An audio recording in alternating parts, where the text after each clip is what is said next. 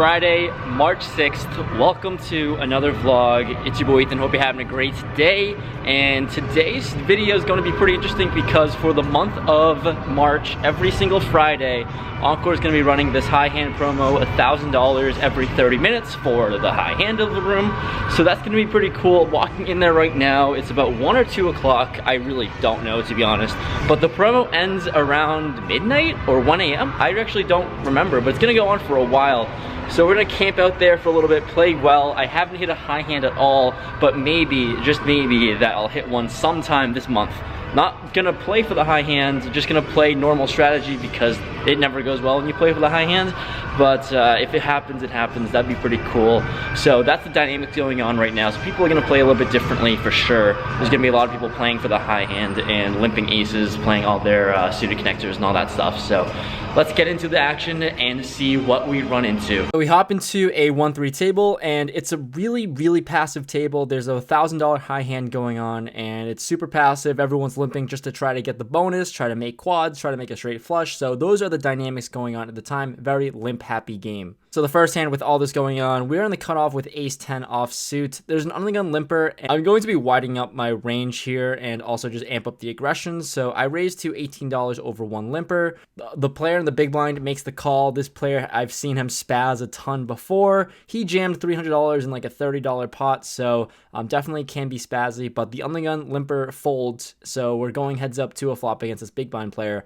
Flop comes king, queen, 4 rainbow, and pretty good board for us. Hits our range a ton, and also we do have a gutter ball.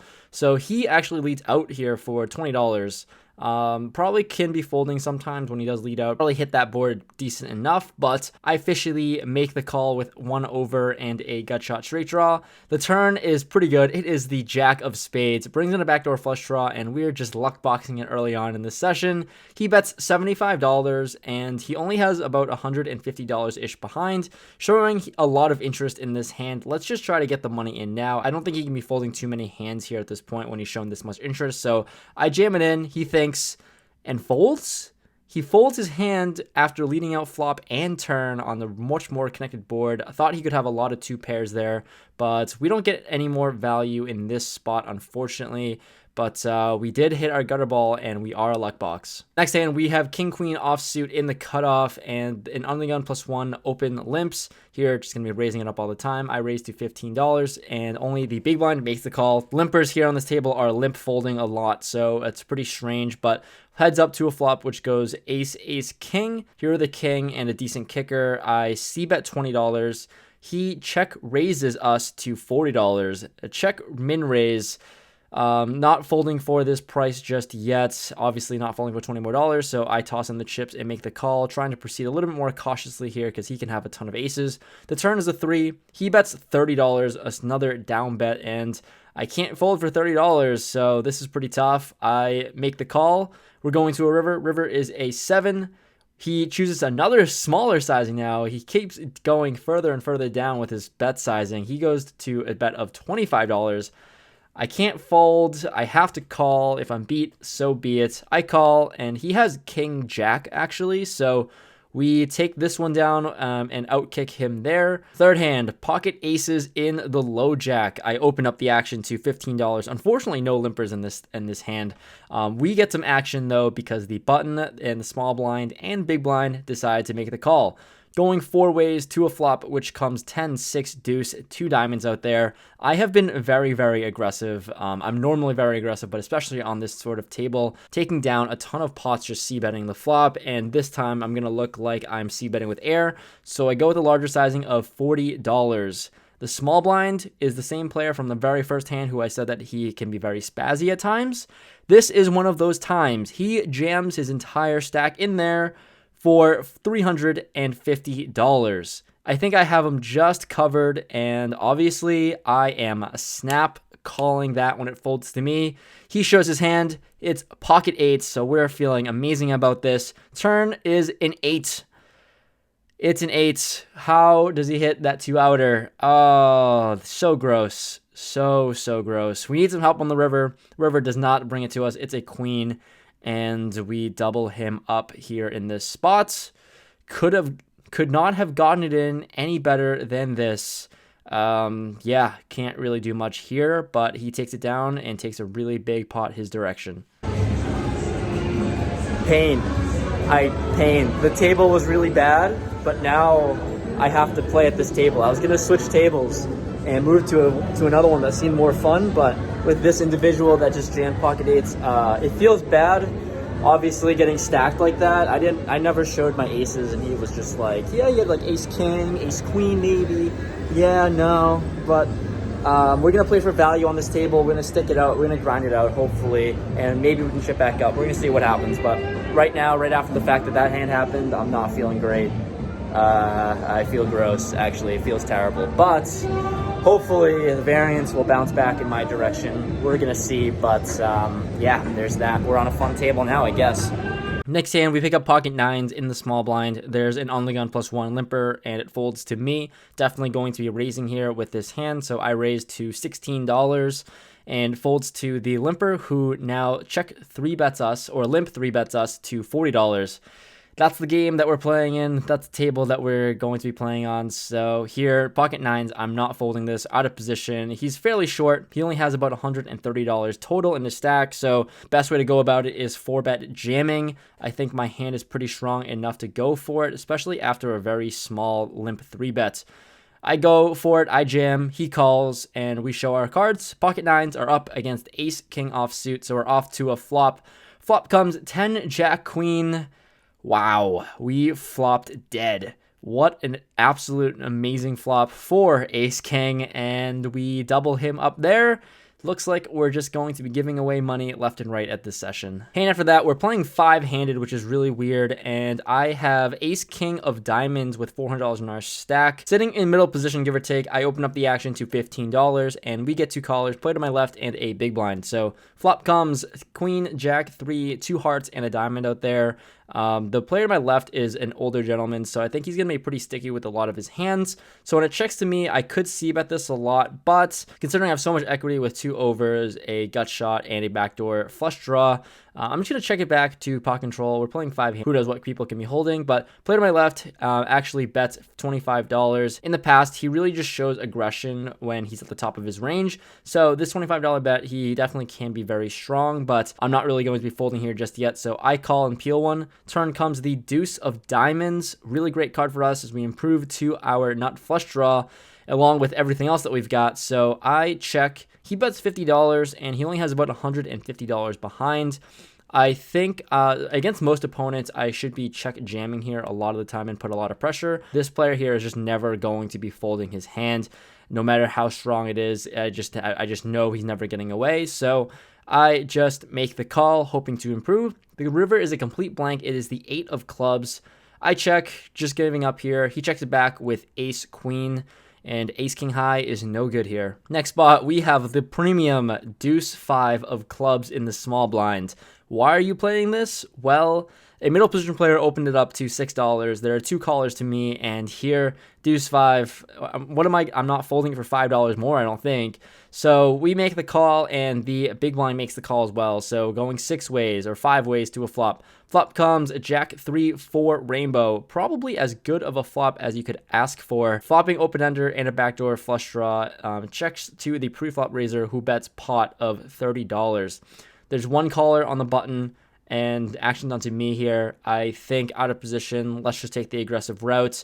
I go for a sizing of $140. The middle position player, who is the same player that had pocket 8s, I'm really hoping to get in with him. He goes and jams his entire stack in, covering us. The button gets out of the way, obviously, and here I'm not folding for $140, $160 more. So we're going all in with our draw, and we're going to see what happens. We call, and the player shows pocket kings. So he raised pre-flop to $6 with pocket kings here.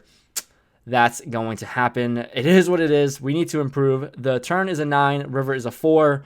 We break out on our draw and double him up, or he stacks us once again. So yeah, not going smooth right now. Next hand, we have 10-9 of spades in middle position. We have chipped up just a little bit and starting to run a little bit better. I open up the action to $15. We get 1 player in the small blind who makes the call. We've been battling back and forth. Same player that had pocket 8s, same player that had pocket kings. So We're going to see if we can try to win one of these pots against him. Flop comes king 10-7, 2 clubs out there. He's first to act. He thinks about it, looks at his hand, and then checks. He has a huge tendency to lead out on the flop there if he has a top pair or something like that. So looks like he's on a draw, maybe a club draw, maybe some random straight draw. But regardless, I think middle pair is definitely warranted for a C bet for value. So I bet $20. He thinks once again and makes the call. Going to a turn comes a 3 of spades, a complete brick for us. He once again checks and got to get some more value from draws and such. I don't think he's really too strong, so going for another thin bet here. I bet $45. He thinks for a little bit longer now, closer to a minute, I'd say, and ends up making the call for 45. So let's try to fade some river cards that we don't want to see. The river's another brick, though. It's a 4, so it doesn't change anything, and our middle pair should be good a lot of the time. Hoping he's going to be firing out and bluffing at this, but he doesn't. He checks it, and looking at my hand strength and seeing what I can get value from, there's not a whole lot worse, to be honest, I can get value from. I'm at the very bottom of my value range, I think. So I just check it back, and he shows us Jack 8 offsuit, so we had the right read. He was calling for his gut shot and didn't get there, so we take this one down. The following spot, we have a marginal 6-4 of hearts on the button. An early position player raises to $13 over 2 limpers, and we go 4 ways to a flop. I'm on the button, suited gapper with a high hand out there. Not really a great reason to play it, but we're playing it. The flop comes 4, 8, 7, 2 clubs and a heart out there, so flopping bottom pair, gut shots, and maybe backdoor flush draw as well.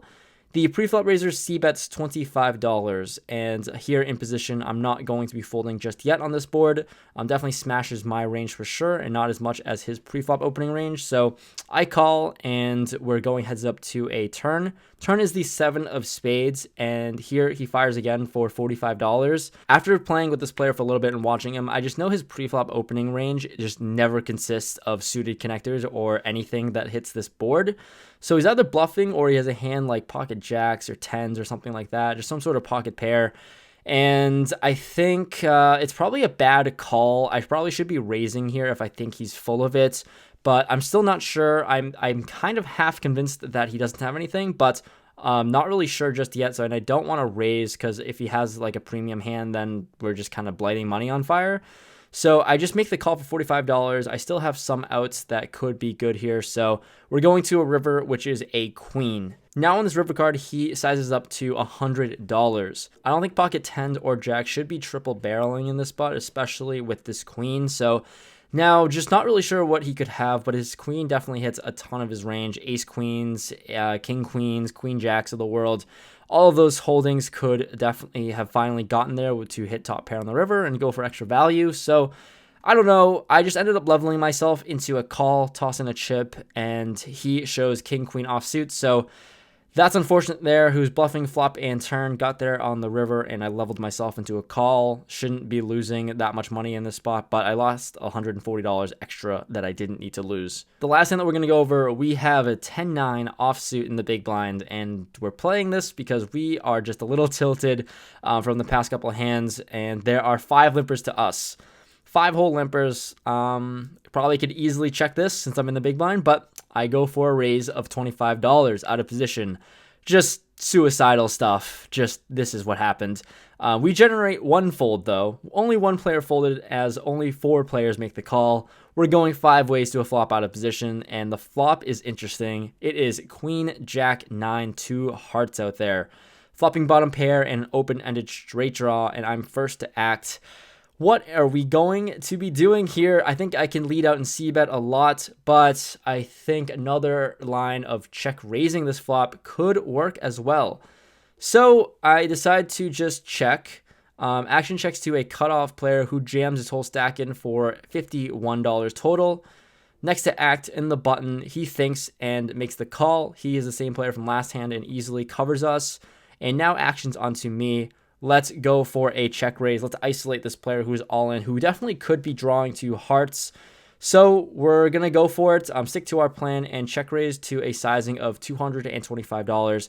Action ends up folding all the way around, so we got to isolate. We're going heads up to a run out. The turn is a 3 and the river is a 10, so 4-liner out there, but we should be good a lot of the time, I think. I show my hand with 2 pair, and he shows 8-5 of hearts for the lower end of the straight. Just not a whole lot going well for us today. Didn't play well, but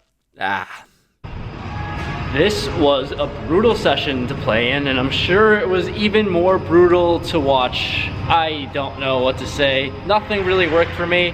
I don't know if the spots that I raised in were horrible or really good. I didn't actually like it, or I mean, I didn't actually hate my spots of raising. Oh my god, this car sounds horrible right now in front of me. But I don't know, it didn't work out, that's for damn sure. And yeah, this one was gross. Nothing worked out. We were down a good amount. We were in the game for over 3 buy-ins. It's been a while since we did that, but we almost climbed it up. We were climbing and chipping back up, running decent. Up until like I started to punt off money again, which is just pretty normal. Tried bluff catching. No one really bluffs at 1-3, at least not on the river. Those should have been an easy fold with the pair of 6s or pair of 4s. And yeah, we overall stink. So that's really it. It was a pretty rough one. Hopefully you enjoyed something. I don't know. The results I already put on the screen, I hope, because I'm just not gonna say. But yeah, leave a like if you enjoyed, subscribe if you're new to the channel. Check out, if you want to get some Rampage merch, feel free to check out that link in the description below. It really helps support me and the channel. And besides that, hopefully we can run a little bit better next time. Yeah, brutal stretch right now.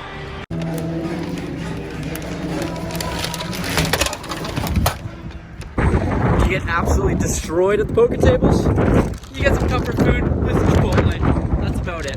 I'm gonna wrap up the vlog now. Thanks for following along. Oh my god, it's so windy. It's terrible outside. I'll see you guys next time. Thanks for watching.